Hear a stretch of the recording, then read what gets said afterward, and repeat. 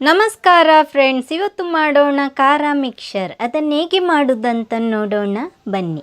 ಈಗ ಅದಕ್ಕೆ ಬೇಕಾದ ಸಾಮಾನನ್ನು ನೋಡೋಣ. ನನ್ನ ಚಾನಲನ್ನು ಸಬ್ಸ್ಕ್ರೈಬ್ ಮಾಡಿ, ಬೆಲ್ ಐಕನನ್ನು ಪ್ರೆಸ್ ಮಾಡಿ.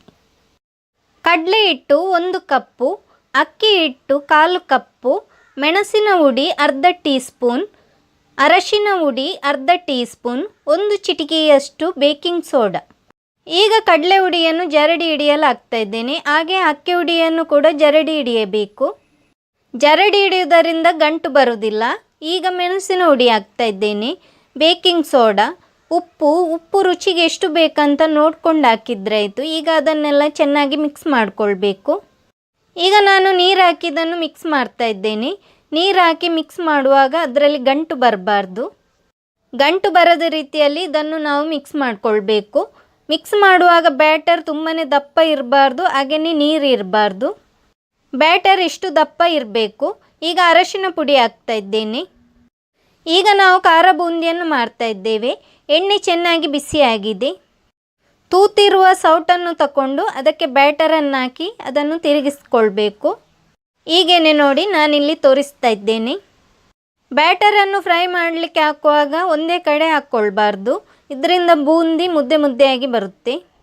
ಸೌಟನ್ನು ಎಲ್ಲ ಕಡೆ ತಿರುಗಿಸ್ಕೊಂಡು ಬ್ಯಾಟರನ್ನು ಹಾಕ್ಕೊಳ್ಬೇಕು. ಈಗ ಖಾರ ಬೂಂದಿ ಫ್ರೈ ಆಗ್ತಾ ಇದೆ. ಖಾರ ಬೂಂದಿಯನ್ನು ಕಪ್ಪಾಗುವವರೆಗೂ ಫ್ರೈ ಮಾಡೋದು ಬೇಡ, ಇಷ್ಟು ಫ್ರೈ ಆದರೆ ಸಾಕು. ಬೂಂದಿ ಫ್ರೈ ಆಗುವಾಗ ಅದನ್ನು ತಿರುಗಿಸ್ತಾನೆ ಇರಬೇಕು. ಈಗ ಬೂಂದಿ ಫ್ರೈ ಆಗಿದೆ, ಅದನ್ನು ತೆಗೆದು ಪ್ಲೇಟಿಗೆ ಹಾಕೋಣ. ಉಳಿದ ಬ್ಯಾಟರನ್ನು ಕೂಡ ಹೀಗೇ ಬೂಂದಿ ಮಾಡಿಕೊಳ್ಬೇಕು. ಕಡಲೆ ಹಿಟ್ಟು 1 ಕಪ್ಪು, ಅಕ್ಕಿ ಹಿಟ್ಟು 1/4 ಕಪ್ಪು, ಮೆಣಸಿನ ಹುಡಿ ಅರ್ಧ ಚಮಚ, ಅರಶಿನ ಹುಡಿ ಅರ್ಧ ಚಮಚದಷ್ಟು. ಈಗ ಇದನ್ನು ಕೂಡ ನಾನಿಲ್ಲಿ ಜರಡಿ ಹಿಡಿತಾ ಇದ್ದೇನೆ. ಈಗ ನಾವು ಸೇವೆ ಮಾಡಲಿಕ್ಕೋಸ್ಕರ ಹಿಟ್ಟನ್ನು ಕಲಸ್ತಾ ಇದ್ದೇವೆ. ಈಗ ಮೆಣಸಿನ ಹುಡಿ ಹಾಕ್ತಾ ಇದ್ದೇನೆ, ಅರಶಿನ ಹುಡಿ, ಹಾಗೆಯೇ ಉಪ್ಪು ರುಚಿಗೆ ಎಷ್ಟು ಬೇಕಂತ ನೋಡ್ಕೊಂಡು ಹಾಕಿದ್ರೆ ಆಯಿತು. ಬಿಸಿ ಎಣ್ಣೆ ಹಾಕ್ತಾ ಇದ್ದೇನೆ. 1 ಟೇಬಲ್ ಸ್ಪೂನ್ನಷ್ಟು ಬಿಸಿ ಎಣ್ಣೆಯನ್ನು ಹಾಕ್ಕೊಳ್ಬೇಕು. ಈಗ ಸ್ವಲ್ಪ ನೀರು ಹಾಕ್ಕೊಂಡು ಹಿಟ್ಟನ್ನು ಗಟ್ಟಿಯಾಗಿ ಕಲಿಸ್ಕೊಳ್ಬೇಕು. ಹಿಟ್ಟನ್ನು ಕಲಿಸ್ಕೊಳ್ಳುವಾಗ ತುಂಬ ನೀರಾಗಿ ಕಲಿಸ್ಕೊಳ್ಳೋದು ಬೇಡ, ಹಿಟ್ಟನ್ನು ಇಷ್ಟು ಗಟ್ಟಿಯಾಗಿ ಕಲಿಸ್ಕೊಳ್ಬೇಕು. ಈಗ ಹಿಟ್ಟನ್ನು ಕಲಿಸ್ಕೊಂಡಾಗಿದೆ. ಈಗ ಇದನ್ನು ಮೌಲ್ಡಿಗೆ ಹಾಕೋಣ. ನಿಮ್ಮ ಹತ್ರ ದೊಡ್ಡ ಮೌಲ್ಡ್ ಇದ್ದರೆ ಅದನ್ನು ಒಮ್ಮೆಲೆ ಹಾಕ್ಕೊಂಡು ಮಾಡ್ಕೊಳ್ಬೋದು. ಆದರೆ ನನ್ನ ಹತ್ರ ಸಣ್ಣ ಮೌಲ್ಡ್ ಇದೆ, ಅದಕ್ಕೆ ನಾನು 2 ಸಲ ಇದನ್ನು ಮಾಡ್ತಾ ಇದ್ದೇನೆ. ಎಣ್ಣೆ ಚೆನ್ನಾಗಿ ಬಿಸಿಯಾದ ನಂತರ ಸೇಮೆಯನ್ನಿಲ್ಲಿ ಫ್ರೈ ಮಾಡಲು ಹಾಕ್ಕೊಳ್ಬೇಕು. ಸೇಮೆ ಫ್ರೈ ಮಾಡುವಾಗ ಉದ್ದನೇ ಇರಲಿ, ಮತ್ತೆ ನಾವು ಅದನ್ನು ಕಟ್ ಮಾಡಿಕೊಂಡ್ರೆ ಆಯಿತು. ಇದನ್ನೆಲ್ಲ ಫ್ರೈ ಮಾಡುವಾಗ ಗ್ಯಾಸನ್ನು ಮೀಡಿಯಮ್ ಫ್ಲೇಮಲ್ಲಿ ಇಡಬೇಕು. ಈಗ ಸೇಮೆಯನ್ನು ಎಷ್ಟಾಗುತ್ತೋ ಅಷ್ಟು ನಾನಿಲ್ಲಿ ಫ್ರೈ ಮಾಡಲು ಹಾಕಿದ್ದೇನೆ. ಮತ್ತು ನಾವು ಇದನ್ನು ಕಟ್ ಮಾಡಿಕೊಳ್ಳೋಣ. ಈಗ ಸೇಮೆ ಫ್ರೈ ಆಗ್ತಾ ಇದೆ. ಸೇಮೆ ಫ್ರೈ ಆಗುವಾಗ ಅದನ್ನು ತಿರುಗಿಸ್ತಾನೆ ಇರಬೇಕು, ಇಲ್ಲದಿದ್ದರೆ ಒಂದೇ ಸೈಡ್ ಅದು ಫ್ರೈ ಆಗುತ್ತೆ. ಸೇಮೆ ಕಪ್ಪಾಗುವವರೆಗೆ ಅದನ್ನು ಫ್ರೈ ಮಾಡೋದು ಬೇಡ, ಅದು ಫ್ರೈ ಆದ ತಕ್ಷಣ ತೆಗೆದ್ರೆ ಆಯಿತು. ಈಗ ಫ್ರೈ ಆಗಿದೆ, ಇದನ್ನು ಪ್ಲೇಟಿಗೆ ಹಾಕ್ತಾ ಇದ್ದೇನೆ. ಈಗ ಅರ್ಧ ಕಪ್ಪಿನಷ್ಟು ಪುಟಾಣಿಯನ್ನು ತಗೊಂಡಿದ್ದೇನೆ. ಹಾಗೆಯೇ ನೆಲಕಡಲೆ ಅರ್ಧ ಕಪ್ಪಿನಷ್ಟು, ಅವಲಕ್ಕಿ ಅರ್ಧ ಕಪ್ಪು, ಕರಿಬೇವಿನ ಸೊಪ್ಪು. ಎಣ್ಣೆ ಚೆನ್ನಾಗಿ ಬಿಸಿಯಾದ ನಂತರ ನಾನಿಲ್ಲಿ ಪುಟಾಣಿಯನ್ನು ಫ್ರೈ ಮಾಡಲಾಗ್ತಾ ಇದ್ದೇನೆ. ಹಾಗೆಯೇ ಈಗ ನೆಲಕಡಲೆಯನ್ನು ಕೂಡ ಫ್ರೈ ಮಾಡಲಾಗ್ತಾ ಇದ್ದೇನೆ. ಇದನ್ನು ಜಾಸ್ತಿ ಹೊತ್ತು ಫ್ರೈ ಮಾಡೋದು ಏನು ಬೇಡ. ಗ್ಯಾಸನ್ನು ಮೀಡಿಯಮ್ ಟು ಲೋ ಫ್ಲೇಮಲ್ಲಿಟ್ಟು ಫ್ರೈ ಮಾಡಿದ್ರೆ ಆಯಿತು. ಈಗ ನೆಲಕಡಲೆ ಫ್ರೈ ಮಾಡಿ ಆಗಿದೆ. ಅವಲಕ್ಕಿಯನ್ನು ಫ್ರೈ ಮಾಡಲಾಗ್ತಾ ಇದ್ದೇನೆ.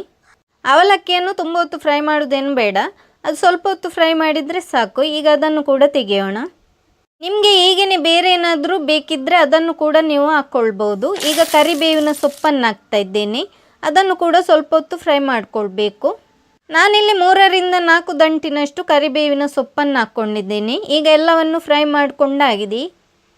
ಈಗ ನಾವು ಸೇಮೆಯನ್ನು ಮುರ್ಕೊಳ್ಬೇಕು. ಅದು ಉದ್ದ ಇದ್ದರೆ ಅದನ್ನು ಸಣ್ಣ ತುಂಡುಗಳಾಗಿ ತುಂಡು ಮಾಡಬೇಕು. ಮುರ್ಕೊಂಡ ಸೇಮೆಯನ್ನು ಈಗ ಇನ್ನೊಂದು ಪಾತ್ರೆಗೆ ಹಾಕ್ಕೊಳ್ಳೋಣ. ಹಾಗೆಯೇ ಖಾರ ಬೂಂದಿಯನ್ನು ಕೂಡ ಹಾಕ್ತಾ ಇದ್ದೇನೆ. ಇದನ್ನು ಮೊದಲಿಗೆ ಸ್ವಲ್ಪ ಮಿಕ್ಸ್ ಮಾಡಿಕೊಳ್ಬೇಕು. ಈಗ ಹುರಿದಿಟ್ಟ ಅವಲಕ್ಕಿಯನ್ನು ಹಾಕ್ತಾ ಇದ್ದೇನೆ. ಹಾಗೆಯೇ ನೆಲಕಡಲೆ, ಹುರಿಕಡಲೆ ಮತ್ತು ಕರಿಬೇವಿನ ಸೊಪ್ಪನ್ನು ಕೂಡ ಹಾಕ್ತಾ ಇದ್ದೇನೆ. ಇನ್ನು ಇದಕ್ಕೆ ಖಾರದ ಹುಡಿಯನ್ನು ಹಾಕೋಣ. ಖಾರದ ಹುಡಿ ನಿಮಗೆ ಎಷ್ಟು ಖಾರ ಬೇಕೋ ಅಷ್ಟು ಹಾಕ್ಕೊಂಡ್ರೆ ಸಾಕು. ನಾನಿಲ್ಲಿ ಅರ್ಧ ಟೀ ಸ್ಪೂನ್ನಷ್ಟು ಖಾರದ ಹುಡಿಯನ್ನು ಹಾಕ್ತಾ ಇದ್ದೇನೆ. ಹಾಗೆಯೇ ಉಪ್ಪು ಎಷ್ಟು ಬೇಕಂತ ನೋಡ್ಕೊಂಡು ಹಾಕಿದ್ರೆ ಆಯಿತು. ಉಪ್ಪು ಜಾಸ್ತಿ ಹಾಕೊಳ್ಳೋದೇನು ಬೇಡ, ಸ್ವಲ್ಪ ಹಾಕಿದರೆ ಸಾಕು. ಈಗ ಎಲ್ಲವನ್ನು ಚೆನ್ನಾಗಿ ಮಿಕ್ಸ್ ಮಾಡಿಕೊಳ್ಳೋಣ. ಮಿಕ್ಸರ್ ಹೇಗೆ ಉಂಟಂತ ಕಮೆಂಟ್ ಮಾಡಿ ತಿಳಿಸಿ. ನನ್ನ ಚಾನಲನ್ನು ಸಬ್ಸ್ಕ್ರೈಬ್ ಮಾಡದಿದ್ದಲ್ಲಿ ಸಬ್ಸ್ಕ್ರೈಬ್ ಮಾಡಲು ಮರೆಯದಿರಿ. Thank you.